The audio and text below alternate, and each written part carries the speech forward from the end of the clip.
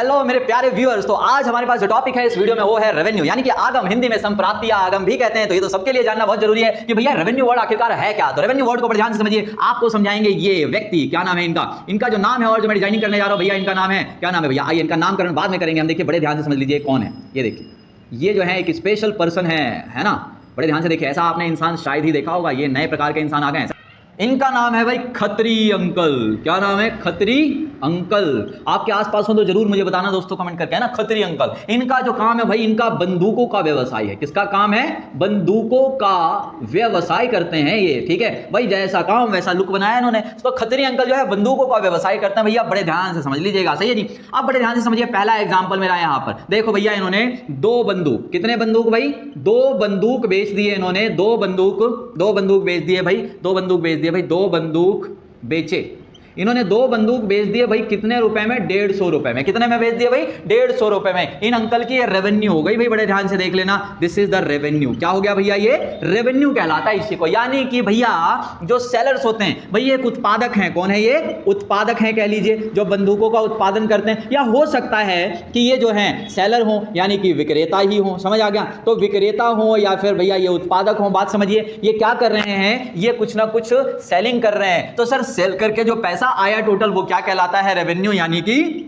आगम। क्या इसको समझना मुश्किल है बच्चों? बड़े ध्यान से समझ लीजिए। तो 2 बंदूक इन्होंने, अरे आपका डाउट आ रहा है 150 रुपए में 2 बंदूक, अरे भाई खिलौने वाला व्यापार है, खिलौने वाले अंकल हैं, सही है। तो भाई 2 बंदूक बेच देना 150 रुपए में। 150 रुपए जो आए बच्चों उसको बोल देना आगम। तो लो भैया डेफिनेशन, प्यारी सी डेफिनेशन क्या क्रिएट नहीं हो सकती? क्या हो सकती है? बड़े ध्यान से देखिए, amount which is received, amount which is received by a seller or producer, by selling some units, by selling his output। Low simply लिख दिया, by selling his output is called या नॉन एज रेवेन्यू। समझ आ गया? वो इस producer की क्या कहलाएगी बेटा? रेवेन्यू कहलाएगी। मैंने क्या लिखा? Amount which is received by a seller. देखो इन अंकल के पास एक अमाउंट आया, कितने रुपए का? 150 रुपए का। कैसे? भैया बाय सेलिंग हिज आउटपुट, अपने आउटपुट को बेच के जो पैसा आया वही क्या कहलाता है? रेवेन्यू कहलाता है। बात समझ में आ गई भैया? तो हिंदी वाले क्या कहेंगे? हिंदी वाले बड़े ध्यान से रखना कि भाई एक उत्पादक द्वारा, है ना, अपने उत्पादन की बिक्री से प्राप्त राशि को, ये राशि वो वाली नहीं है, सीरियल वाली है ना। एक उत्पादक द्वारा, ये रहा उत्पादक द्वारा अपने उत्पादन की बिक्री से प्राप्त करके जो पैसा मिला है इनको, वही क्या है भैया? रेवेन्यू है। ध्यान रखने का, रेवेन्यू सेंस उत्पादक के सेंस में आता है, यानी कि प्रोडक्शन के सेंस में आएगा, उत्पादन के सेंस में, प्रोड्यूसर के सेंस में आएगा। और घर पे ये बात मत करना, घर पे पता चले पुरानी कुर्सी बेच दी, घर में चला रहे हो, रेवेन्यू आ गए 100 रुपए रेवेन्यू आ गए, भैया ऐसा मत करना। रेवेन्यू वर्ड घरेलू यूज नहीं है, ये है आपका प्रोडक्शन में यूज होता है, यानी कि प्रोड्यूसर से रिलेटेड वर्ड है। समझ में आ गया? तो रेवेन्यू समझ में आ गया होगा। अब रेवेन्यू के साथ जुड़ा और भी इंपॉर्टेंट कॉन्सेप्ट समझ लो भाई। एक बात बताओ, अगर मैं ऐसे लिखूं, क्या किसी को कोई डाउट है? अब कहेंगे भैया ये तो फॉर्मूला आ गया। अरे फॉर्मूला बनाना सीखो यार, फॉर्मूला कॉन्सेप्ट से बनता है। ये देखो भाई क्या बनाया मैंने, revenue is equals to cost plus profit. क्या गलत है क्या? एक बात बताओ, जो अंकल के पास 150 रुपए आए हैं उसमें उसकी कॉस्टिंग भी शामिल होगी और जितना अंकल ने प्रॉफिट जोड़ा होगा वो भी शामिल होगा कि नहीं होगा? अगर नहीं समझ में आया तो भाई आप बिजनेस करके देखना, तभी समझ में आएगा। समझ आ गया? तो आप किसी चीज का प्रोडक्शन कर रहे हो, बेच रहे हो, या कोई चीज बेच रहे हो, आप खुद सोचो, जो बेच के पैसा आया उसके अंदर उसकी कॉस्टिंग भी शामिल होगी और आपका प्रॉफिट भी शामिल होगा। तो दोनों को जोड़ के क्या बन गया भाई? रेवेन्यू बन गया। बात समझ में आ गई क्या? ये आगम बन गया। यानी कि हिंदी वाले ध्यान रखना, आगम इज इक्वल्स टू लागत प्लस में लाभ। क्लियर है? बात समझ में आ गई? चलो इसी को कॉन्सेप्ट को आगे बढ़ाते हैं। इसमें और क्या क्या कॉन्सेप्ट है भाई, एक एक कॉन्सेप्ट की गारंटी। वीडियो अच्छे लगे तो लाइक करते जाना है, और नए सब्सक्राइबर तो सब्सक्राइब करना मत भूलना चैनल को भाई, और अच्छा लगे तो शेयर भी कर देना। आगे चलते, चलिए।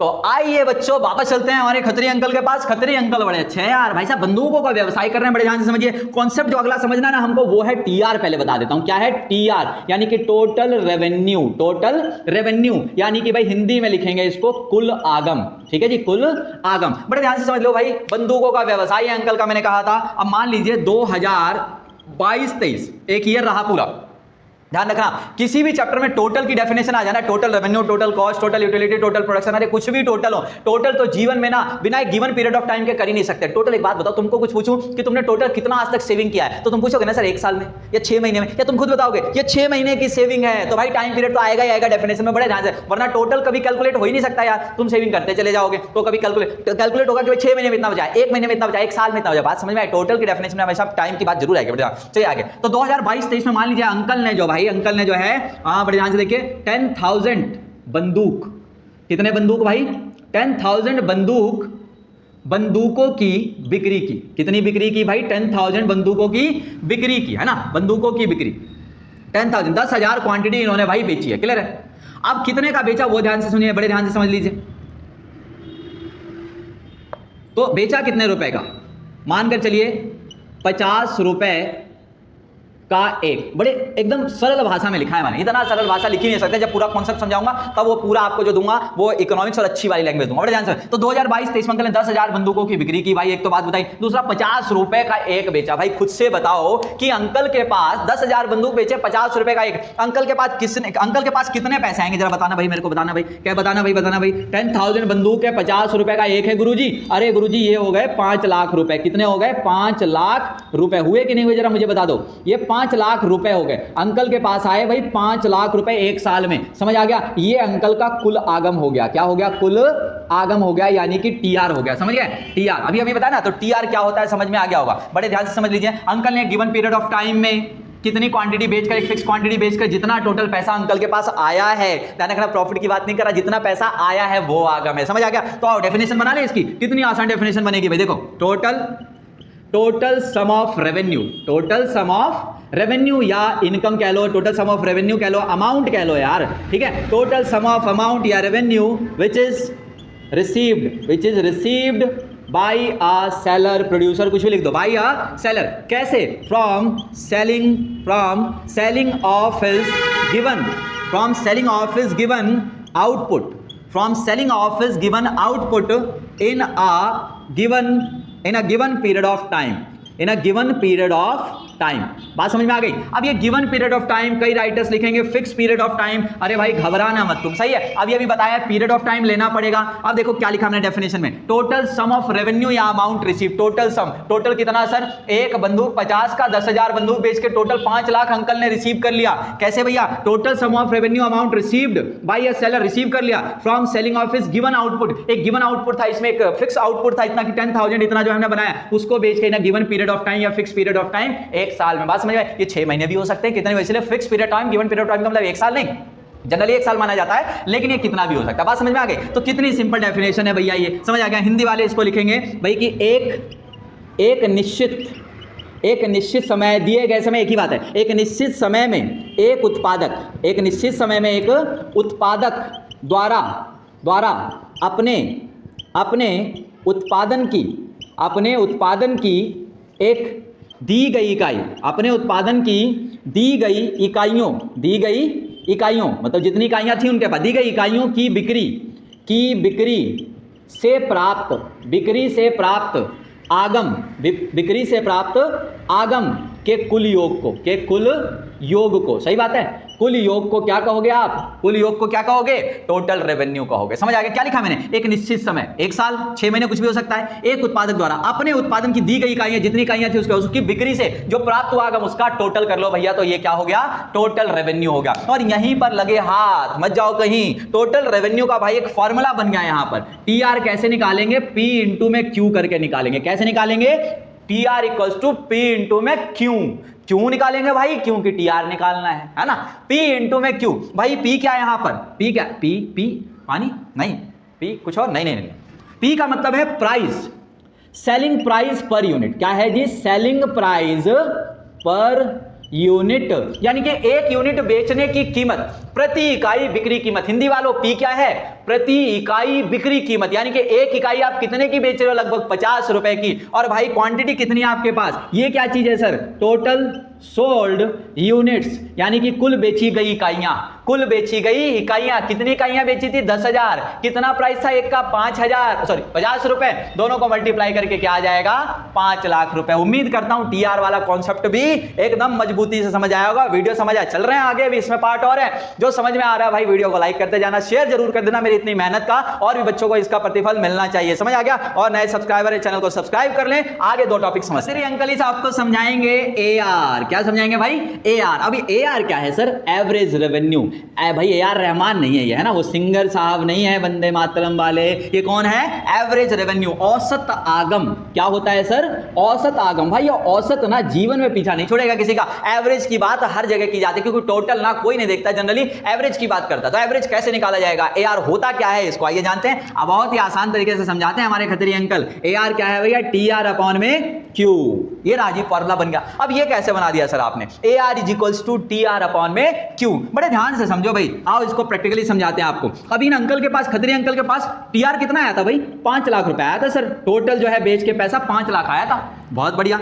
भाई क्यू कितनी यूनिट्स बेची थी इन्होंने? सर 10,000 यूनिट बेची थी इन्होंने। अब भाई इसको डिवाइड करने से 50 रुपए आ गया। क्या आ गया? 50 रुपए। यानी कि क्या निकल के आया? एक यूनिट इनका कितने का बिक रहा है, ध्यान रखना। तो भाई अगर कभी आपको पता हो कि टोटल रेवेन्यू हमारे पास आया है 5 लाख रुपए और यूनिट बेची हमने 10,000, भाई डिवाइड कर दो, इससे आ जाएगा कि पर यूनिट कितना बेच रहे हो। क्यों सर ऐसा क्यों? हमको तो पहले ही पता था। भाई एक बात बताओ, कई बार बिजनेसेस में क्या होता है, कुछ यूनिट आप किसी रेट पर बेचते हो, कुछ यूनिट अलग रेट पे। कैसे सर? आपसे जो ज्यादा बल्क क्वांटिटी में खरीदेगा उसको सस्ते रेट पर दोगे, आपसे जो कम क्वांटिटी खरीद रहा है और थोड़ा महंगे पे दोगे, आपसे बहुत ही कम क्वांटिटी में खरीदा आप थोड़ा और महंगे पे दोगे। और एवरेजली देखोगे टोटल रेवेन्यू हमारे पास 5 लाख कलेक्ट हुआ यार, 10,000 यूनिट बेची थी, डिवाइड करेगा, अच्छा एवरेजली 50 रुपए आ रहे, जबकि किसी को तुमने 80 पे भी बेचा होगा, किसी को तुमने 40 पे भी बेचा होगा, किसी को 35 पे भी बेचा होगा, तो 50 रुपए क्या आ गया? एवरेजली एक यूनिट को बेच के जितना पैसा आ रहा है, टोटल प्रॉफिट नहीं, जितना पैसा आ रहा है, ध्यान रखिए। तो देखो मैं क्या लिख सकता हूं यहां पर, मैं लिख सकता हूं यहां पर रेवेन्यू फ्रॉम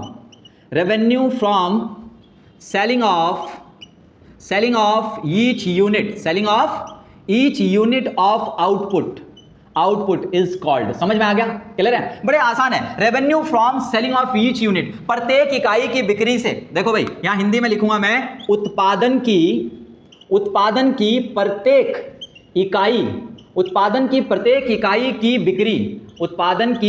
इकाई की बिक्री से प्राप्त आगम को क्या कहोगे?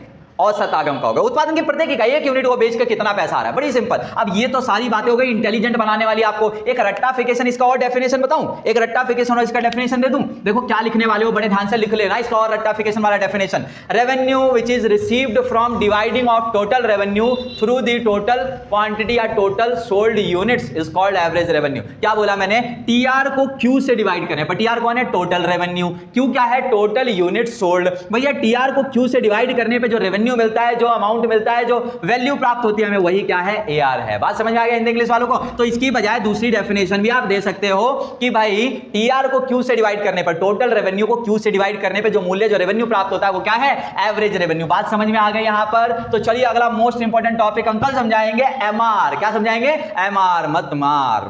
आइए स्टूडेंट्स, तो अगला टॉपिक मैंने बोला था एमआर, अंकल समझाएंगे आपको एमआर। क्या होता है भाई? Marginal revenue. क्या होता है? मार्जिनल रेवेन्यू, यानी कि हिंदी में कहेंगे हम सीमांत आगम। सर ये सीमांत आगम क्या होता है? सीमांत आगम क्या होता है बच्चों, जरा बताओ। देखो बच्चों, सीमांत, जहां भी ये वर्ड आ जाए ना, मार्जिनल, ध्यान रखना, ये मार्जिनल बड़ा खतरनाक वर्ड है। मार्जिनल बड़ा खतरनाक वर्ड है? आसान वर्ड है यार, तुम लोग तो डरा रहे हो मुझे भी। चेंज, इसका मतलब क्या होता है बच्चों? चेंज, यानी कि यहां परिवर्तन की बात करेगा वो, कुछ ना कुछ परिवर्तन आएगा बच्चों। और बता दूं आपको ऑप्शन में, यहां पर एन एडिशनल यूनिट की बात जरूर होगी। किसकी बात होगी? N additional unit. किसी भी चैप्टर में आ जाए, मार्जिनल यूटिलिटी सुना होगा, marginal production, marginal cost, marginal product, सब में यही बात आएगी, चेंज की बात होगी, एन एडिशनल यूनिट की बात होगी। एक अतिरिक्त इकाई। क्या होगी? एक अतिरिक्त इकाई। डेफिनेशन को समझने से पहले आप एक रट्टाफिकेशन लो और अभी समझाता हूं। MR N is equals to TRN minus TRN minus 1। आज ही गले में फीड कर लो, गले में, दिल में यार, दिमाग में फीड कर लो आज ही कि एमआर निकालना है तो टीआर का सहारा लेना पड़ेगा। किसका सहारा लेना पड़ेगा? टीआर। टोटल रेवेन्यू के बिना एमआर आपका नहीं निकल के आएगा भाई। MR N is equals to TRN minus TRN minus 1। मतलब किसी यूनिट की MR अगर निकालनी है तो उसी यूनिट के TR से माइनस करोगे उससे पहले वाला यूनिट का TR। बात समझ में आ रहा है? कैसे होगा ये भी समझाऊंगा। अभी MR क्या होता है पहले उसकी बात करता हूं, बड़े ध्यान से समझ लीजिए। आइए चलते हैं अंकल खत्री अंकल के पास। खत्री अंकल की बात करते हैं, देखो बड़े ध्यान से समझ लेना। देखो बच्चों, खत्री अंकल ने 100 यूनिट बेचकर टोटल रेवेन्यू इकट्ठा हुआ अंकल के पास भाई 1.5 लाख रुपए। कितने इकट्ठे हुए? 1.5 लाख रुपए। अब कौन सा व्यवसाय करने लग गए ऐसा? अरे छोड़ो ना, अंकल है खत्री अंकल, बड़े खतरनाक हैं, इनसे पंगा मत लेना। 100 यूनिट बेच के कितना पैसा आया? 1.5 लाख रुपए। बड़े ध्यान से समझो, इन्होंने एक यूनिट और बेची भाई, टोटल अब कितनी हो गई क्वांटिटी? 101, और पैसा हो गया इनके पास 1,50,500 रुपए। कितना हो गया बच्चों? टोटल रेवेन्यू कितना इकट्ठा हो गया? देखा भाई गुल्लक में, अरे गुल्लक में कहां, समझ रहे हो, पैसे वाला एक बक्सा रखते हैं अंकल, सही है। तो 1,50,500 हो गया। अच्छा जी, तो एमआर की बात कर रहा हूं मैं। एमआर 101वें यूनिट की एमआर 500 कहलाएगी। कितने कहलाएगी? 5। मतलब सर एक एक्स्ट्रा यूनिट बेचने से कितना टोटल रेवेन्यू बढ़ा आपका? तो सर आपने कहा टोटल रेवेन्यू कितना बढ़ गया हमारा? 500 रुपए। यही हो गया मार्जिनल रेवेन्यू। कौन से यूनिट का? 101वें यूनिट का। एक और है अंकल ने एक और यूनिट बेच लिया भाई, 102 यूनिट बेचकर। अब टोटल भाई गल्ले में चेक किया आपने, पैसा हो गया भाई अंकल के पास 1 लाख, अरे ज्यादा हो जाएगा, 1,51,200 रुपए। कितने हो गए भाई? 1,51,200। अच्छा जी, अगला यूनिट, एक यूनिट बेच के कितना एक्स्ट्रा रेवेन्यू कमा लिया अंकल ने? बड़े ध्यान से समझो भाई, 5 और 2 700 रुपए। तो भाई आंसर देना कि 102वें यूनिट का मार्जिनल रेवेन्यू कितना है? 700 है। बात समझ में आ गई होगी। तो एक एडिशनल यूनिट को बेचने से जितना टोटल रेवेन्यू बढ़ता है आपका, वही मार्जिनल रेवेन्यू होता है। आइए इसको फॉर्मूले में पुट करके भी दिखाता हूं कैसे ऐसे तो निकालना आ गया ना, बिना फॉर्मूले के निकालना आ गया ना। अब फॉर्मूले में पुट करके आपको दिखा देता हूं कैसे निकलता है। जैसे मान लीजिए हम निकाल रहे हैं एमआर 102वें यूनिट की, समझ आ गया? क्लियर है? तो फॉर्मूला क्या कहता है? टीआर ले लो भैया 102वें यूनिट की, माइनस टीआर ले लो भाई 102 यूनिट माइनस 1। मतलब सर टीआर जो 102 यूनिट की है उसमें से टीआर घटाओ 101 यूनिट की। भाई 102 माइनस 1 101 ही तो होता है। खुद बताओ टीआर 102वें यूनिट की टीआर कितनी है? 1,51,200। और टीआर 101वें यूनिट की कितनी है? 1,50,500। तो कितना आंसर आया? 700। बात समझ में आया? यूज करना है फॉर्मूला। दूसरा एक और करके दिखाता हूं। देखो मुझे निकालना है एमआर 101वें यूनिट का। किसका निकालना है एमआर? ये वाला निकालना है। 101 यूनिट पे कितना आएगा? तो कैसे करेंगे? टीआर 101वां यूनिट माइनस टीआर का 101वां यूनिट माइनस 1। तो सर टीआर का 101 यूनिट माइनस टीआर 100वें यूनिट का। क्लियर है? तो भाई टीआर 101 पे कितना है? 1,50,500। और भाई यहां कितना है? 1,50,000। तो आंसर कितना आ गया बच्चों? 500। समझ में आया क्या? ये रहा भाई एमआर। अब डेफिनेशन क्या बनेगी सर? वो डेफिनेशन भी फटाफट बता दो। क्या बताया था अभी? वही देख लो बड़े ध्यान से। Additional revenue which is added in the total revenue किसमें? मतलब टीआर में। कैसे?